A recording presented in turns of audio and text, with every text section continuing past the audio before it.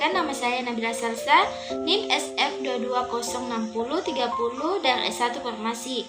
Dan saya berterima kasih kepada NS Nirwan Escape MKes selaku dosen pengampu imunologi. Baik, materi yang saya bawakan yaitu transfusi darah. Sistem golongan darah. Ada beberapa sistem golongan darah yang paling umum dikenal, yaitu sistem golongan darah A, B, O, dan sistem golongan darah RH. Berikut ada penjelasan mendetail mengenai karakteristik golongan darah dalam kedua sistem tersebut. Bagian A, sistem ABO. Bagian pertama, A. Pada golongan darah A, antigen A hadir pada permukaan sel darah merah, sedangkan antibodi terhadap antigen B ada pada plasma darah. Seseorang dengan golongan darah ini bisa menerima donor darah dari tipe darah A atau O saja. Kedua, B. Pada golongan darah B, antigen B ada pada permukaan sel darah merah, sedangkan antibodi terhadap antigen A terdapat pada plasma darah.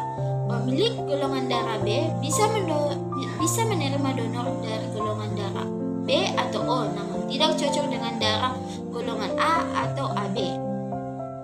Yang ketiga, AB. Pada golongan darah AB, antigen A dan B hadir pada permukaan sel darah merah, sementara tidak ada antibodi terhadap antigen A atau B. Dalam plasma darah, seseorang yang memiliki tipe ini bisa menerima donor dari golongan darah A, B, AB, dan O. Yang keempat, O.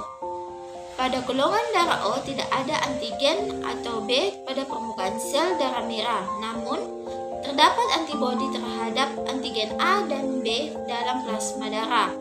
Pemilik darah tipe ini bisa menerima donor darah dari golongan O saja. Kedua, sistem RH. Baseus RH positif. Jika seseorang memiliki faktor RH atau antigen D pada permukaan sel darah merah, mereka diklasifikasikan sebagai RH positif. Pemiliki RH positif dapat menerima darah dari donor dengan golongan darah RH positif atau RH negatif. Yang kedua, RH negatif.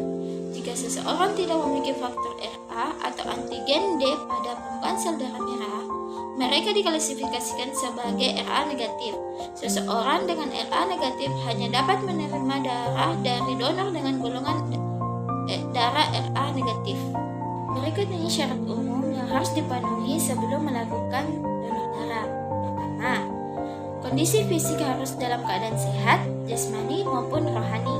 Kedua, berusia 17-60 tahun. Namun, untuk remaja usia 17 tahun diperbolehkan menjadi donor darah bila mendapatkan izin tertulis dari orang tua dan memenuhi persyaratan lain.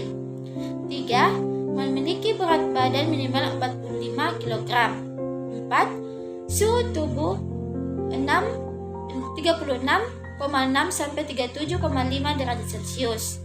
Kelima, tekanan darah harus berada di angka 100 sampai 160 untuk sistolik dan 70 sampai 100 untuk diastolik. 6. Pemeriksaan denyut nadi harus sekitar 50 sampai 100 kali per menit. 7. Kadar hemoglobin minimal 20 Gr atau DL untuk wanita dan minimal 12,2 Gr atau DL untuk pria. Ini kelompok orang yang tidak boleh melakukan donor darah. Yang pertama, orang yang mengidap hipertensi.